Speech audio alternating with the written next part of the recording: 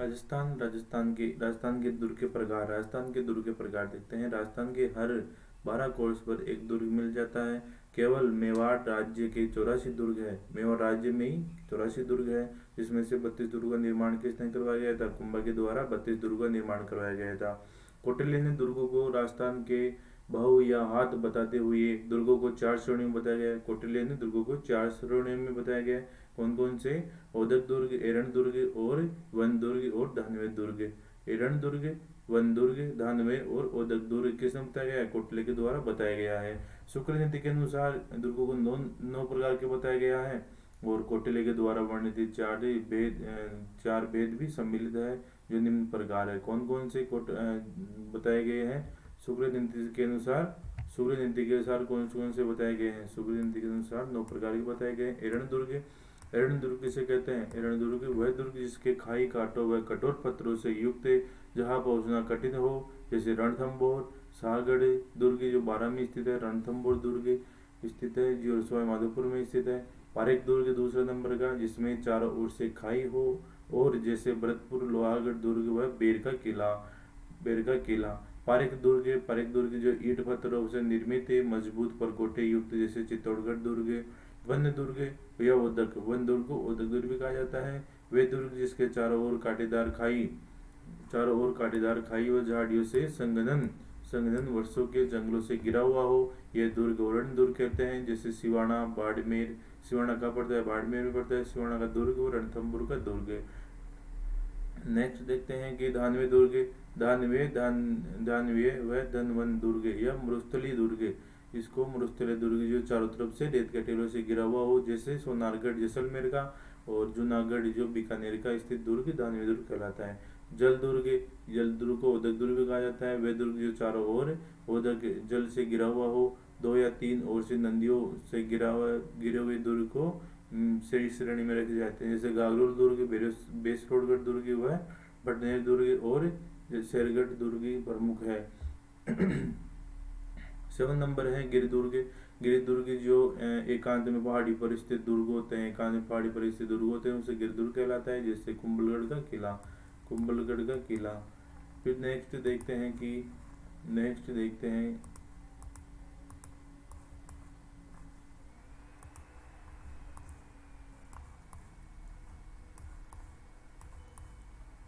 सैन्य दुर्ग। 8 नंबर पे है सैन्य दुर्ग। वह जिसकी चक्र रचना चतुर्वीरों के होने के अभेद्य हो, वह दुर्ग माना जाता है। जैसे तारागढ़, बूंदी, बयाना दुर्ग। तारागढ़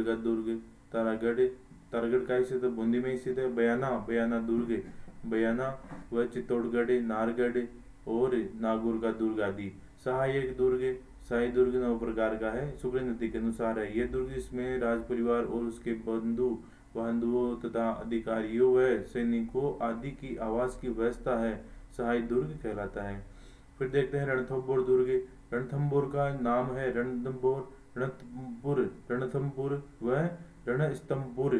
कहाँ पड़ता है? सवाई माधोपुर के अंदर स्थित है, सवाई माधोपुर में स्थित है। रणथंभपुर व रणथंभस्तंभपुर सवाई माधोपुर में स्थित है। सवाई माधोपुर के लगभग 10 किमी दूर अरावली की ऊंची नीची विसंगम पहाड़ आकृति वाली 7 पहाड़ियों के मध्य स्थित रणथंभौर दुर्ग की स्थिति इस विलक्षण है कि यह दुर्ग इसके अत्यंत पास जाने पर दिखाई देगा। मतलब ये दुर्ग ऐसा है कि ये पास जाने पर ही दिखाई देगा, दूर से पहाड़ियों के बीच में होने के कारण ये दुर्ग दिखाई नहीं देगा। अब्दुल फजल ने इस दुर्ग के बारे में क्या लिखा है? अब्दुल फजल ने लिखा है कि यह दुर्ग पहाड़ी प्रदेश के बीच में है, इसलिए लोग कहते हैं कि अन्य दुर्ग जो नग्य है, निर्वसन नग्य है, किंतु यह बख्तरबंद है। यह दुर्ग बख्तरबंद किसके बारे में कहा गया है? रणथंभौर दुर्ग के बारे में कहा गया है। नेक्स्ट देखते हैं कि रणथंभौर नाम कैसे पड़ा? रण की घाटी में स्थित नगर अर्थात रण उस पहाड़ी घाटी का नाम है जिसके समीप थंब नामक पहाड़ी पर यह दुर्ग स्थित है। रणथंभौर नाम कैसे पड़ा? क्योंकि यहाँ पर जो पहाड़ी का नाम क्या है? थंब नामक पहाड़ी का नाम के ऊपर स्थित है, इसलिए रणथंभौर नाम इसके पड़ा। इतिहासकारों का मत है कि इस दुर्ग का निर्माण 8वीं शताब्दी के लगभग अजमेर के चौहान शासकों ने करवाया था। जो इतिहासकार मानते हैं कि इस दुर्ग का निर्माण कब हुआ, 8वीं शताब्दी के लगभग अजमेर के चौहान शासकों ने करवाया था। फिर नेक्स्ट देखते हैं 1192 में तराइन के युद्ध में पृथ्वीराज चौहान की पराजय के विरुद्ध पश्चात इसका पुत्र गोविंदराज गौरी का सामंत की हैसियत से रणथंभौर शासक का शासक बना था। क्या चल रहा है, 1992 के अंदर जो तराइन का युद्ध हुआ था, किसके मध्य हुआ था, पृथ्वीराज के मध्य हुआ था। और ये इसमें पराजय के पश्चात कौन पराजय हुआ था, पृथ्वीराज पराजय हो गया था। और उसके पुत्र कौन थे, गोविंदराज गौरी का सामंत की हैसियत से, जो गोविंदराज था वो गौरी के सामंत था, उसकी हैसियत से रणथंभौर का शासक बना था। रणथंभौर सल्तनत काल में कुतुबुद्दीन ऐबक, इल्तुतमिश और बलवंत आदि सुल्तानों के आधिपत्य में रहा। बाद में चौहानों ने पुण्य अधिकार कर लिया था। फिर देखते हैं कि रणथंभौर दुर्ग पहुंचने का मार्ग एक सकरी और तंग इलाका घाटी से जाता है और मार्ग अत्यंत दुर्लभ है और इसलिए रणथंभौर दुर्ग को एड़न दुर्ग की श्रेणी में रखा जाता है। रणथंभौर दुर्ग में प्रवेश हेतु नौलखा दरवाजा, हाथी पोल, गणेश पोल, सूरज पोल व त्रिपोलिया इस दुर्ग में प्रमुख प्रवेश द्वार है। क्या क्या है, हाथी पोल, गणेश पोल, सूरज पोल, त्रिपोलिया पोल और प्रमुख दुर्ग स्थित है। रणथंभौर दुर्ग में जो हमीर महल, रानी का महल, सुपारी महल, बादल महल, उल्लेखनीय महल है। कौन कौन से महल है, हमीर का महल, रानी का महल, सुपारी महल, बादल महल और उल्लेखनीय महल स्थित है। इसमें सुपारी महल वह दृष्टि से विलक्षण है। सुपारी महल में एक ही स्थान पर मंदिर और गिरजाघर स्थित है। क्या है, सुपारी महल में एक ही स्थान पर मंदिर और गिरजाघर स्थित है। नेक्स्ट है जोराबोरा व हमीर की कचहरी आदि का उल्लेखनीय स्थित है। जोराबोरा व हमीर की कचहरी यहाँ पर मिलती है। रणथंभौर दुर्ग में लाल पत्थरों से निर्मित 32 खंभों की कलाकृति छतरी है, जिसका निर्माण हमीर देव चौहान ने अपने पिता देवर सिंह के 32 वर्ष की शासक की प्रतीक में रूप में करवाया गया था। रणथंभौर दुर्ग तीर्थंकर गणेश जी का मंदिर संपूर्ण भारत में प्रसिद्ध है। संपूर्ण भारत में इसे रणक भंवर भी कहा जाता है। क्या कहा जाता है, रणक भंवर भी कहा जाता है। देश भर में हजारों विवाहिक निमंत्रण और रणथंभौर जी को भेजे जाते हैं। जो सबसे बड़ा गणेश जी कहते हैं वो यहीं पर स्थित है, रणथंभौर में स्थित है। फिर देखते हैं कि नेक्स्ट देखते हैं आगे, रणथंभौर दुर्ग में स्थित शिव मंदिर, लक्ष्मी नारायण का मंदिर दर्शनीय है। रणक भंवर के पीर सबदुद्दीन की दरगाह व जहाँ प्रतिवर्ष उसका आयोजन होता है। रणथंभौर दुर्ग के शासकों में हमीर देव का नाम इतिहास में पन्नों पर सर्वाधिक गौरवमय है और हमीर को राजस्थान का महानायक कहा जाता है। संस्कृत व राजधानी में हमीर पर अनेक ग्रंथों की रचना की गई थी। 1301 में अलाउद्दीन खिलजी ने रणथंभौर के 2 मंत्रियों प्रतिपाल व रणमल के बूंदी का राज्य देने के प्रलोभन देकर दुर्ग में प्रवेश होने की सफलता प्राप्त कर ली थी। 1301 में रणथंभौर दुर्ग में राजस्थान का पहला शाखा संपन्न हुआ था। 1301 में राजस्थान का पहला शाखा रणथंभौर में हुआ था। अमीर व शासक कौन था, अमीर और रानी कौन थी, रंगदेवी थी। के नेतृत्व में वीरांगनाओं ने जोर किया था और हमीर के नेतृत्व में केसरिया हुआ था। इन रानियों ने जोर किया था और अमीर था उसके शासक में जो सैनिक थे वो केसरी किए थे और उसके सेनापति कौन थे, प्रतिपाल और रणमल सेनापति थे। रणथंभौर में ही पहला व एकमात्र जलजोर संपन्न हुआ था। रणथंभौर में एकमात्र पहला व जलजोर संपन्न हुआ था। अलाउद्दीन खिलजी के बाद कुछ समय तक यह दुर्ग तुगलक वंश के अधीन से रहा था। बाद में राणा सांगा ने अधिकार कर लिया था और अपनी रानी कौन सी थी, रानी कर्मावती और उसके पुत्र विक्रमादित्य और उदय सिंह को प्रदान किया था। सन 1533 में गुजरात के सुल्तान बहादुर शाह के चित्तौड़ पर आक्रमण किया, जो कर्मावती की संधि कर ली थी। दुर्ग में बहादुर शाह को दे दिया था। नेक्स्ट है, बाद में मेवाड़ के इस दुर्ग पर पुण्य अधिकार कर लिया और बूंदी के राजा सुरजनहाड़ा ने यहाँ पर किलेदार नियुक्त किया था और 1569 में सुरजनहाड़ा ने अकबर से संधि कर ली थी। इसे दुर्ग को सौंप दिया था और राजपूताना के इतिहास में यह पहला उदाहरण था जब किसी किलेदार ने बिना युद्ध किए हुए अपने स्वार्थ सिद्धि के लिए दुर्ग को शत्रु को सौंप दिया था। अकबर ने रणथंभौर में शाही साला स्थापित किए गए थे और बाद में मुगलों के अधीन रहा था।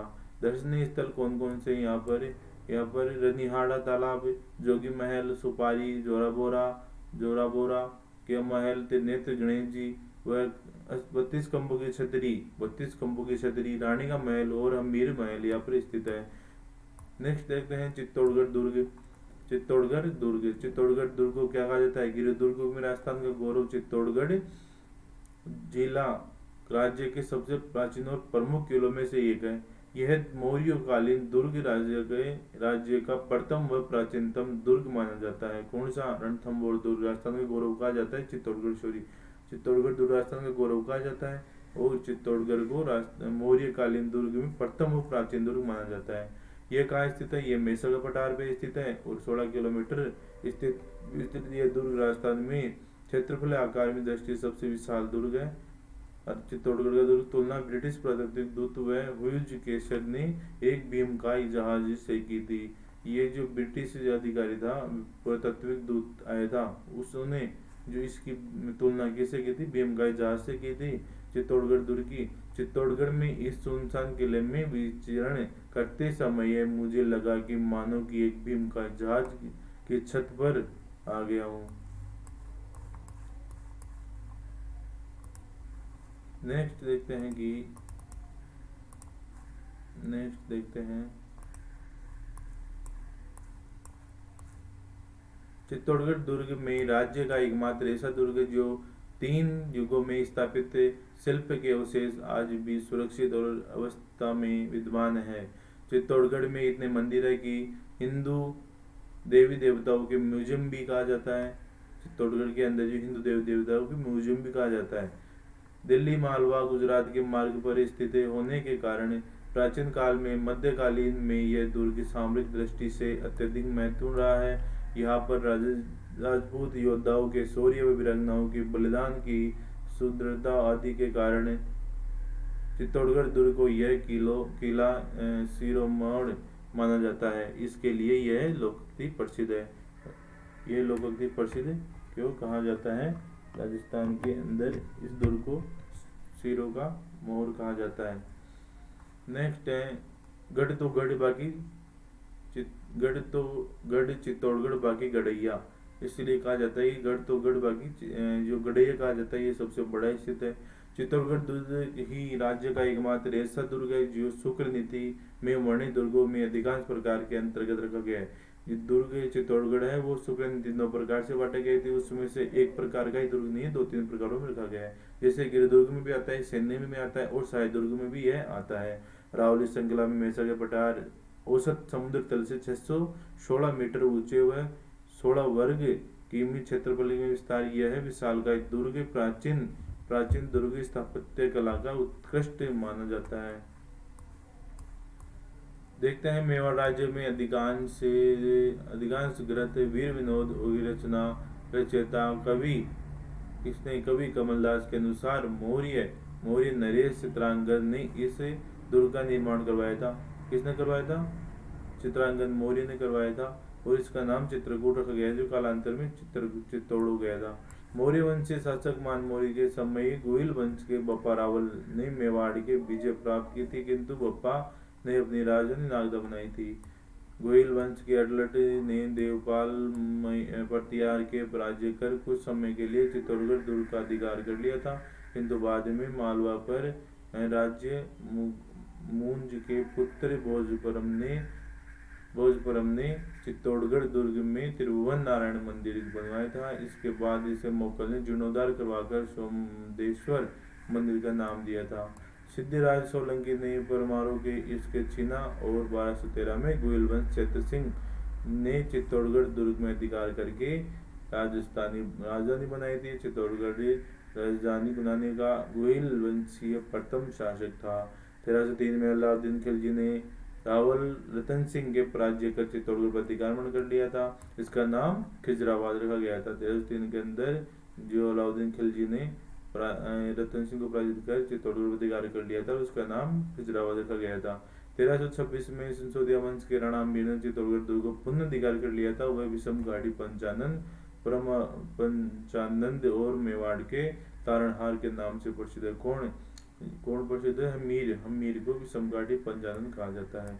हमीर के वंशज राणा सांगा साणा कुंभा श्री कुंभा ने चित्तौड़गढ़ दुर्ग का पुनर्निर्माण करवाया था। प्राचीर पुण्य मजबूत करवाई थी। रण रथ मार्ग पर निर्माण करवाया था। चित्तौड़गढ़ दुर्ग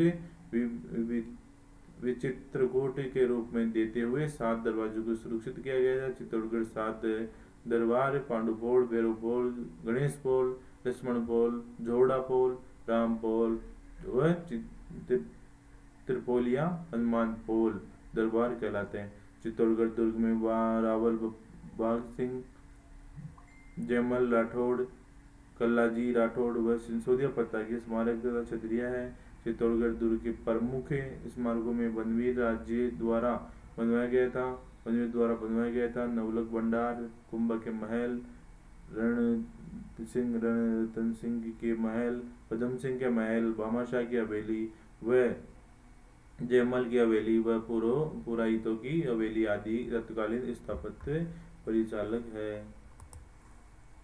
नेक्स्ट देखते हैं